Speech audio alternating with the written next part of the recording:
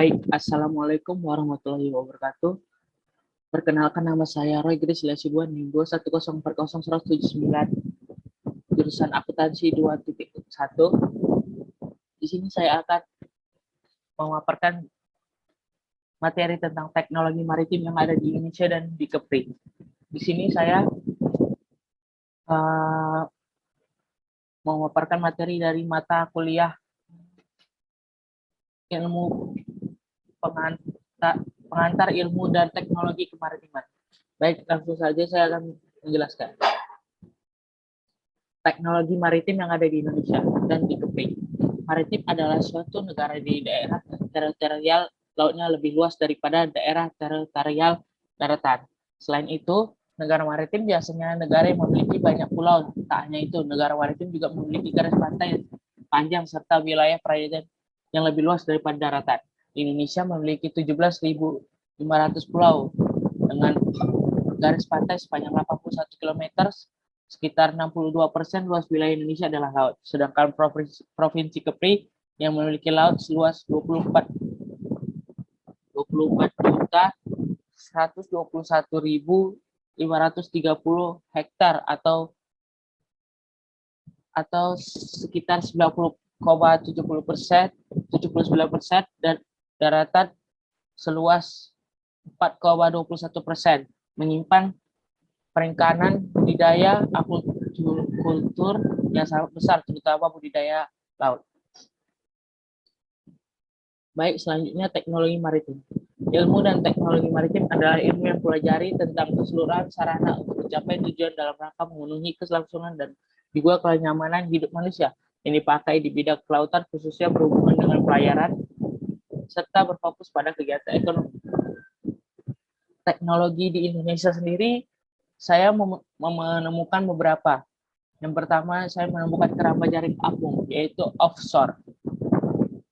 Keramba jaring apung lepas pantai atau KJA offshore adalah budidaya perikanan dengan menggunakan teknologi tinggi, modern, dan berskala besar. Menggunakan teknologi KJA offshore sendiri merupakan terobosan yang dilakukan oleh Kementerian Kelautan dan Perikanan (KKP) dan mengadopsi teknologi budidaya dari Norwegia. Budidaya KJA offshore dilakukan di lepas pantai atau laut terbuka yang minimal di atas 3 km dari garis pantai dan memenuhi persyaratan teknis tertentu seperti kedalaman yang cukup, memiliki arus yang cukup, dan tahan terhadap gelombang. Offshore memiliki beberapa keunggulan, yaitu tahan terhadap gelombang dan memiliki ketahanan lebih dari 10 tahun. Cukup efektif digunakan untuk budidaya ikan, serta mudah dalam pemasangan maupun pelepasan jaringan. Menteri KKP Susi Pujiastuti menegaskan bahwa teknologi KJA offshore tidak akan membuat nelayan tradisional tersingkir, karena ikan hasil budidaya dengan hasil tangkapan nelayan merupakan sesuatu yang berbeda, dan diharapkan teknologi akan menjadi acuan dalam usaha budidaya ikan laut dan mendorong peningkatan produksi serta pemanfaatan potensi lahan budidaya secara optimal dan berkelanjutan. Selanjutnya, teknologi SSP penaruh samudra karya PT PAL Indonesia atau Persero Resortment. Jadi SSP ini merupakan kapal ya teman-teman. Medium Mei 2017 ketika Mentari Pagi menyapa di horizon timur, kapal kedua Strategic Self Vessel atau disingkat SSV 123 meter bernama BRV Davao del Sur 602 yang akan diserahkan kepada Departemen Pertahanan Nasional Filipina meninggalkan tempat kelahirannya PT PAL Indonesia Persero di Nurbaga, ujung Surabaya untuk berlayar selama 5 hari mengarungi Laut Jawa. Kemudian menyusul Selat Makassar, memasuki Laut Sulawesi dan Laut Sulu sebelum berlabuh di pangkalannya kelak di Manila, Filipina. Sebelumnya di tahun 2016, PT PAL Indonesia Persero telah melakukan delivery kapal serupa bernama BRP Tarlok 601 oleh DND Filipina. BRP Davao del Sur 601 delivery kepada Delfina untuk mengoperasikan Angkatan Delfina dan seremoni yang dilaksanakan pada tanggal 31 Mei 2017. PT PAL Indonesia merupakan galangan kapal terbesar di Indonesia yang memiliki salah satu portofolio bisnis teknologi development. Aplikasi dan teknologi development tersebut menjadikan PT PAL memiliki kemampuan desain utuh kapal secara mandiri. Salah satunya adalah SSV 123 ini. Baik, selanjutnya teknologi yaitu aplikasi Laut Nusantara. Laut Nusantara merupakan inovasi teknologi penangkapan ikan dalam bentuk aplikasi berbasis Android yang dipersembahkan oleh PT XL, Axiata Tbk, dan Balai Riset dan Observasi Laut, Kementerian Kelautan dan Perikanan untuk Indonesia. Utamanya, para nelayan di seluruh penjuru Nusantara hadir aplikasi ini ditujukan sebagai motor penggerak transformasi budaya nelayan dari mencari ikan menjadi menangkap ikan melalui pemanfaatan teknologi informasi.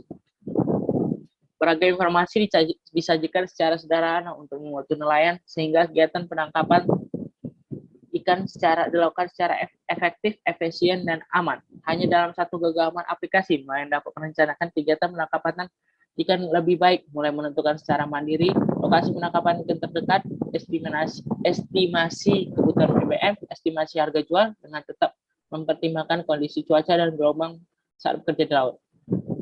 Laut Nusantara ditunjuk oleh Kementerian Kominfo sebagai aplikasi resmi program nasional nelayan Go Online untuk mendukung pembangunan Indonesia di sektor kemaritiman.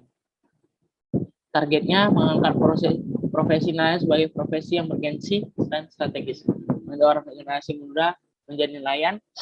Nelayan kecil mempunyai peluang untuk menangkap ikan yang mempunyai nilai ekonomi tinggi, memotong jalur distribusi, nelayan lebih maju menggunakan teknologi, dan yang terakhir penangkapan ikan yang teratur, terencana, dan terukur, berkontribusi menjaga kelestarian ekosistem laut. Selanjutnya, teknologi dalam pemantauan mangrove di Nusantara. Keterbatasan waktu dan tenaga menjadi persoalan utama pemerintah Indonesia dalam melaksanakan monitoring kawasan hutan bakau atau mangrove yang ada di seluruh Indonesia dengan tenaga dan waktu yang terbatas. Pemerintah mengaku tidak dapat maksimalkan mengawasi kawasan seluas 3,31 juta hektar. Selama ini LIPI telah melakukan pemetaan hutan bakau dari 40 lokasi di seluruh Indonesia. Dari penelitian itu dihasilkan ribuan kumpulan data struktur mangrove dari berbagai habitat yang ada dan kemudian digunakan sebagai pengembang alat pemantau mangrove. Salah satunya adalah Mangrove Collection and Analysis of Data (MACADA), yaitu aplikasi yang berfungsi memantau kondisi mangrove terkini. Aplikasi tersebut berbasis sistem operasi Android dan berfungsi untuk melakukan input data dan analisis langsung dari situs lapangan saat melakukan monitoring. Selanjutnya, inovasi pengembangan produksi garam melalui teknologi membran pada mini plant garam dari Aegis Spring. Pengembangan garam industri terintegrasi merupakan salah satu proyek strategis nasional sesuai dengan Peraturan Presiden 109 tahun 2020. Proyek ini terdiri dari 3 bagian besar, yakni pabrik pengelolaan garam rakyat, produksi terintegrasi, dan pabrik garam PLTU. Kegiatan program ini sangat strategis untuk mengatasi persoalan tinggi impor garam dan belum tercukupinya produksi garam dalam negeri untuk memenuhi kebutuhan nasional serta kualitas yang masih di bawah SNI sebagai garam industri. Selanjutnya, teknologi yang terdapat di Kepri. Reservoir habitat kolam renang air asin terbesar di Asia Tenggara. Reservoir merupakan kolam renang air asin yang terletak di Bintan, Pulau Riau. Luas kolam renang ini mencapai 6,3 hektar dengan panjang 800 meter. Air kolam renang ini diambil dari aliran laut yang ada di sekitar lokasi. Tingkat keasinannya tidak seperti air laut karena sudah mulai proses penyulingan terlebih dahulu sebelum masuk ke dalam kolam. Dengan begini, kita bisa memanfaatkan air laut untuk kegiatan seperti tempat rekreasi ini. Dengan memanfaatkan teknologi penyulingan, air laut pun bisa digunakan. Selanjutnya, teknologi yang akan dibangun di jembatan Batam-Bintan. Pembangunan jembatan yang akan menghubungkan Batam dan Bintan direncanakan mulai konstruksi pada tahun 2022 ini untuk mengejar target selesai sebelum pergantian presiden pada tahun 2024 mendatang. Jembatan ini memiliki total panjang 14,794 km dengan sisi Batam mencapai 1,6